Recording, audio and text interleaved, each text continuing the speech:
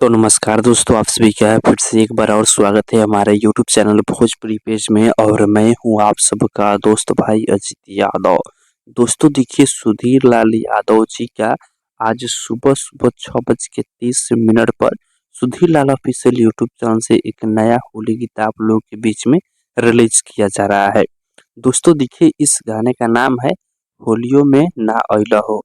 आप लोगों से बता दें कि सुधीर लाल यादव जी इस गाने को सिंगल ही अपने आवाज में गाए हुए हैं और इस गाना को राइटर अंकित राज जी लिखे हुए हैं।